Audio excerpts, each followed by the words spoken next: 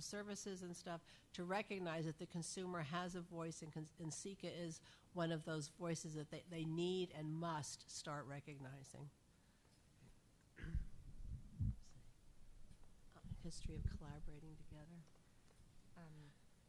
Well, CAPA and CICA were collaborating before it even was CICA, because, as I said, the first conferences were put on by public authorities collaborating with their own advisory councils or governing boards. In Santa Clara, it was a joint effort to put that very first one on and then the second one. And then in Sacramento, the third year that we had the conference, the Sacramento County Public Authority and its advisory committee took on the conference there. And that one was memorable for me because it was the first time we had formal education on how to advocate for yourself. And it was very well attended and worked very well. Since that time, we have worked together mostly on budget reform, cut issues. Right, and we've, CAP is, I would hope that you would all work together within your advisory committees and getting the CAPA report on a monthly basis. I know in Santa Clara County we do. It's been tremendously helpful. CAPA has monthly meetings. They do a lot, and the difference, I think this is important for you to understand, CAPA is a 501c6 organization, which means they have a lobbyist. They can lobby. CICA is a 501c3. Only 10% of our funding can be used for lobbying. So we are restricted into how much lobbying we can do. We can do advocacy, but we cannot do very much lobbying. So we really depend on CAPA to be our arm for that. And, we get the information from them, and we, do as much as we can through them with the lobbying efforts. That's been, for us, a huge collaborative effort. And right now, we have done, in the room next door, they're doing a report back on white papers that we've done. And we've done this in collaboration with CAPA this year. This is the first time we've actually done papers together. One was on consumer control and in-home support services. Another one was on the registries, the urgent care registry, the regular registry, the hard-to-serve registry, and in some counties, private pay registries. When we looked at this a year ago, the registries were in fine shape, but as you so well know now, registries are really, really in trouble because of the cutbacks in the administrative fee to the public authorities. So our future collaborative efforts, I think, can be looked at as to what does that look like, and how is the funding decrease for the public authorities really affecting our consumers with these registries, and we need to continue to look at that. The other collaborative effort, I think, is looking at fraud and what those numbers are. And I know the public authorities are very interested in looking at the counties and seeing, how wasteful this money really is, and getting some of those statistics down.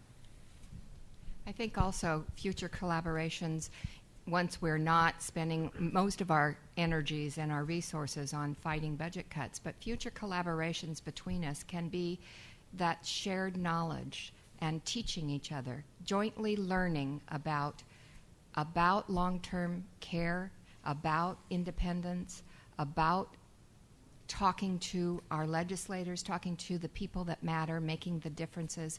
I think if we continue to work together, even though we have two different purposes, we have two very strong voices, and that's what I see as our ability to not just educate ourselves, but to educate the public. Okay. Great. I'd now like Chris Otero from the PASC in Los Angeles to come up and talk about working with your public authority at the county level.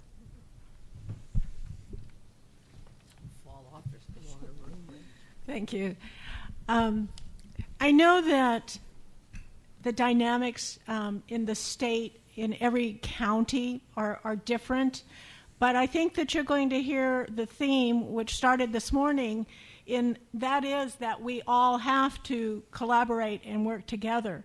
And you're hearing from Janie and Lauren how CICA and CAPA are making that happen to work together. But if that doesn't fall down to the grassroots level, at the county level, between the advisory boards and the governing boards and the public authority, then nothing is going to happen. So it's the completion of that connection to make everything work together. There's always been sort of that history. I'm a social worker, so I've always been involved. There's always a program side and there's an operations side, and lots of times those have not always agreed. The program side, we want to do everything, and the operations side says, no, you can't, or we don't have money, or there's all these reasons why we can't do it. And sometimes that's the case between the advisory boards and the governing boards and the public authority. But we have definitely got to move beyond that at this time. We have to collaborate. And the best way is to build the relationship. Some of you may have good relationships. Others may need to have that connection in maybe a little bit more of a collaborative sense than it may be now.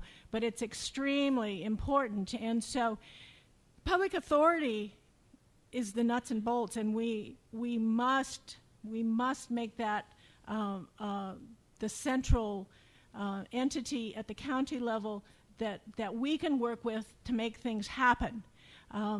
So lots of times, we'll sit around our table and say, well, we think they should do this, this, this, and this, and they will say, well, we all know the administrative funds have been cut back, their staff is lean. They have a job to do already, and they're doing it to the best they can with limited resources. So the more that you can collaborate with them, and to give you an example of this, in Los Angeles, we were very concerned when every time an announcement comes out that there's cuts, people having an enormous increase in their share of cost, for example, having people, all of these people are going to be calling the public authority. We want the public authority to respond in a certain way. And again, they have limited resources. So what we did in Los Angeles, as an example, is we set up a volunteer corps to work with the public authority. And Janet Heinrichs Canterbury put all these people together, and very significant training involved. She did a lot of training and even set up data keeping so we can keep track of who these people are who are calling, and put this together so that together with the public authority we could make something happen, even though they as a single entity might not have been able to do that because of the limited resources that they have. So it really, really is important to develop that relationship. As I said, it completes the process. And if it's not there at the county level, then it doesn't matter too much what's happening at the top if we can't carry it all the way through to the county level, which affects all the consumers. Thanks. That was the perspective from the advisory committee governing board level. Now I'd like to have you hear from the public authority directors, the perspective of them at the county level working with the advisory committees. And that's both Donna Kalame